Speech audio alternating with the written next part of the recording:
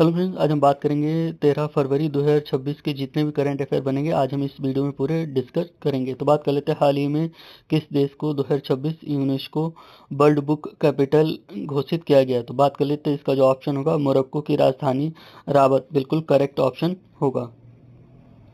वही हम और कुछ बात कर लेते हैं। राबत का यह कार्यकाल आधिकारिक रूप से 23 अप्रैल 2026 को विश्व पुस्तक और कॉपीराइट दिवस के रूप में भी मनाया जाता है। वही हम बात कर लेते हैं अगले कुछ इसमें। राबत इस प्रतिष्ठित खिताब को हासिल करने वाला 26वां शहर है। इससे पहले 2024 में स्टॉनबर्ग को, 2025 में इसको रे डी नेरियो ब्राजील को यह पुरस्कार दिया गया था। वही हम अगले क्वेश्चन की बात कर लेते हैं। उससे पहले हम लोग कुछ और फैक्ट की बात करते हैं दोस्तों, कि आज की जो भी करंट अफेयर के वीडियो होंगे आपको इस चैनल पर रोज डेली 8 बजे मिलते रहेंगे। तो प्लीज़ हमारे चैनल पर पहली बार है तो प्लीज़ सब्सक्राइब एंड शेयर करना ना भूलेगा।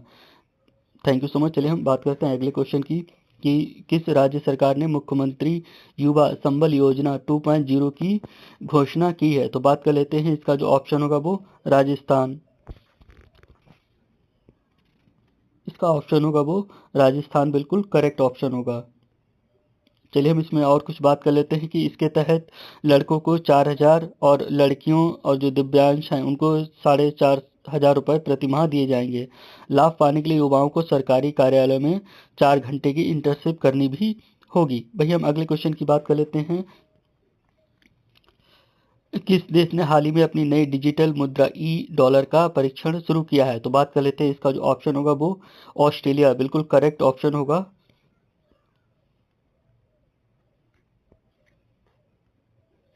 इसके बारे में कुछ हम और भी बात कर लेते हैं, कि भारत की डिजिटल करेंसी को ₹, कहा जाता है, जिसे कि आरबीआई ने लॉन्च किया था। वही हम बात कर लेते हैं कि ब्रह्मास दुनिया का पहला देश है जिसने अपनी digital currency send dollar launch की है। वही हम अगले क्वेश्चन की बात कर लेते हैं।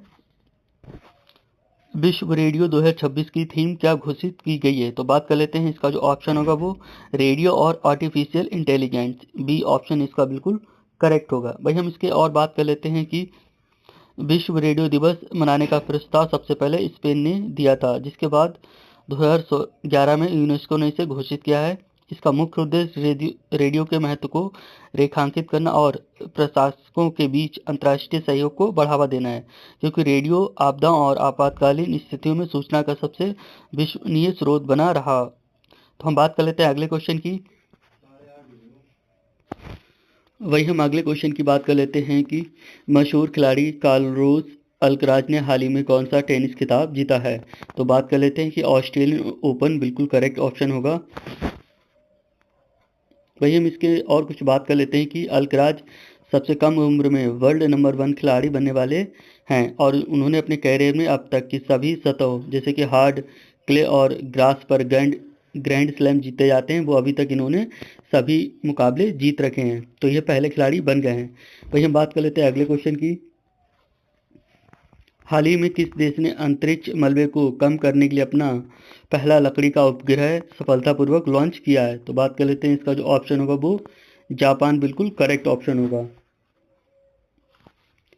जापानी वैज्ञानिकों ने इसे मैंगोलिया लकड़ी से बनाया है, ताकि अंतरिक्ष से लौटते समय यह वायुमंडल में पूरी तरीके से जल जाए और हानिकारक कण न छोड़े। वही हम और इसमें कुछ बात कर लेते हैं, कि इस मिशन का उद्देश्य उपग्रहों के निर्माण में टिकाऊ सामग्री के उपयोग की संभावना को तलाशना था। वही हम अगले क्वेश्चन की बात कर लेते हैं।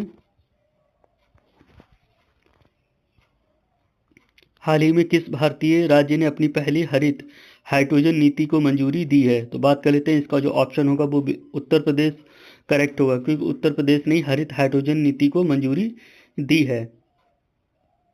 वही हम इसके कुछ और फैक्ट के बारे में बात कर लेते हैं।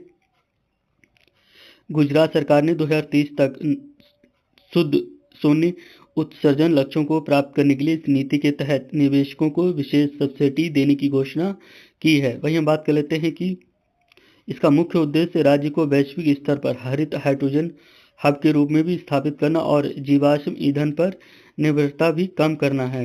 वहीं हम बात कर लेते हैं अगले क्वेश्चन की।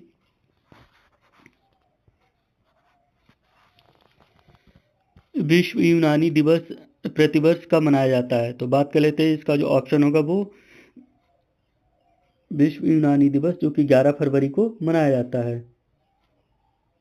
तो यहाँ पे हम फरवरी के और भी जो इम्पोर्टेंट्स हैं दिवस वो हम डिस्कस कर लेते हैं कि 1 फरवरी को हम भारतीय तट रक्षक दिवस मनाते हैं, 2 फरवरी को हम विश्व आर्द्रभूमि दिवस मनाते हैं, 4 फरवरी को हम विश्व कैंसर दिवस मनाते हैं और 10 फरवरी को विश्व दलहन दिवस मनाते हैं और 11 फरवरी को विज्ञान में महिलाओं और लकड़ियों माफ कीजिएगा लड़कियों का अंतर्राष्ट्रीय दिवस विज्ञान और तकनीकी के क्षेत्र में महिलाओं को भागीदारी को बढ़ाना देना है। वहीं हम बात कर लेते हैं कि 12 फरवरी को राष्ट्रीय उत्पादकता दिवस भी मनाया जाता है और 12 फरवरी को डॉल्फिन दिवस भी मनाया जाता है। तो यह आज के दिवस थे जो कि बहुत ही इंपॉर्टेंट जो कि सीधे आपके एग्जाम में आ सकते हैं। वहीं हम अगले क्वेश्चन की बात कर लेते हैं। हाल ही में किस पड़ोसी देश के संसदीय चुनाव में वीएनपी गठबंधन ने स्पष्ट बहुमत हासिल करके सरकार बनाने का दावा किया है? तो बात कर लेते हैं, ये जो बात हम कर रहे हैं वो बांग्लादेश में बीएनपी पार्टी है, इसको स्पष्ट तरीके से बहुमत मिल गया है। तो इसका जो वी ऑप्शन बिल्कुल करेक्ट होगा। हाल ही में नतीजों में बीएनपी गठबंधन ने 151 से भी अधिक सीटें जीत करके बहुमत का आंकड़ा अच्छी तरीके से पार कर लिया है। भाई हम अगले क्वेश्चन की बात कर लेते हैं। प्रधानमंत्री नरेंद्र मोदी ने 13 फरवरी 2026 को पीएम ऑफिस सेवा तीर्थ का उद्घाटन कहां पर करेंगे? तो बात कर लेते हैं, इसका जो ऑप्शन होगा वो गांधीनगर जो कि गुजरात में है, यहाँ पर ये इसका उद्घाटन करेंगे। वही इसका ऑप्शन जो होगा वो गांधीनगर बिल्कुल करेक्ट हुआ। तो हम और उसमें बात कर लेते हैं कि सुशासन मॉडल इस केंद्र का मुख्य उद्देश्य अंत्योदय अंतिम व्यक्ति का उद्देश्य के संकल्प को पूरा करना है। भाई हम बात कर लेते हैं, यह केंद्र अत्याधुनिक डिजिटल हब के रूप में कार्य करेगा जहां नागरिक एक ही छत के नीचे केंद्र सरकार की 500 से अधिक योजनाओं की जानकारी प्राप्त कर सकते हैं। भाई हम बात कर लेते हैं अगले क्वेश्चन की। हाल ही में खबरों में रहा चक्रवात गेजानी ने किस द्वीप राष्ट्र में भारी तबाही मचाई है? तो बात कर लेते हैं कि मेडागास्कर में इसने बहुत ही ज़्यादा तबाही मचाई है। तो इसका जो ऑप्शन होगा वो मेडागास्कर बिल्कुल सही होगा। भाई हम और चक्रवात की बात कर लेते हैं कि चक्रवात अर्नब जो कि बंगाल की खाड़ी में आया था, इसने मुख्य रूप से ओडिशा और आंध्र प्रदेश के तटीय क्षेत्रों को बहुत ही ज़्यादा प्रभावित किया था। भाई हम बात कर लेते हैं कि टाइफून मनी जो कि उत्तर पश्चिम प्रशांत महासागर में आया था, इसका प्रभाव फिलीपींस में भारी तबाही मचाई थी। 2025 के अंत में आए इस तूफान को सुपर टाइफून की श्रेणी में भी रखा गया है। वहीं हम अगले क्वेश्चन की बात कर लेते हैं, इससे और भी रिलेटेड है।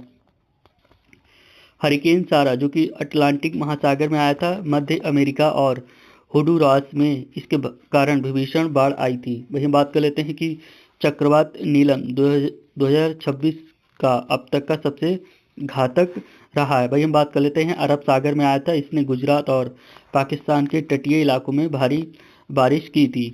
इसका नामकरण जो था वो मालदीव द्वारा प्रस्तावित सूची से लिया गया था। भाई हम बात कर लेते हैं यंगी 2024 का सबसे शक्तिशाली टाइफून जिसने वियतनाम और चीन को प्रभावित किया था। भाई हम बात कर लेते हैं कि हाइयान जो कि फिलीपींस के इतिहास का सबसे घातक तूफान माना जाता है। तो दोस्तों आज की यह करंट अफेयर थी। तो अगर आपको कैसा लगा हमें ज़रूर बताएं और अगर हमारे चैनल पे पहली बार हैं तो प्लीज़ हमारे चैनल हमारे चैनल पे नए हैं तो हमारे चैनल पीएसबी परीक्षावाणी को आप सब्सक्राइब कर सकते हैं, क्योंकि यहाँ पर डेली करंट अफेयर आपको 8 बजे मिलती रहेगी जो कि बहुत ही ज़्यादा इंपॉर्टेंट जो सीधे आपके एग्जाम में पूछे जा सकते हैं। तो प्लीज़ हमारे चैनल को शेयर एंड सब्सक्राइब जरूर करें और सपोर्ट ही ऐसे ही बनाए रहें, क्योंकि आपको डेली करंट अफेयर इस चैनल पर मिलती रहेगी। और जो सीटेट के स्टूडेंट हैं वो भी इस चैनल को सब्सक्राइब कर सकते हैं, क्योंकि हम थोड़े दिन के बाद सीटेट और यूपी टेट से रिलेटिव भी कंटेंट आपको अपलोड करेंगे, वो भी फ्री ऑफ कॉस्ट, कोई भी पैसा आपसे नहीं लिया जाएगा। तो थैंक यू सो मच, मिलते हैं हम अगले वीडियो में।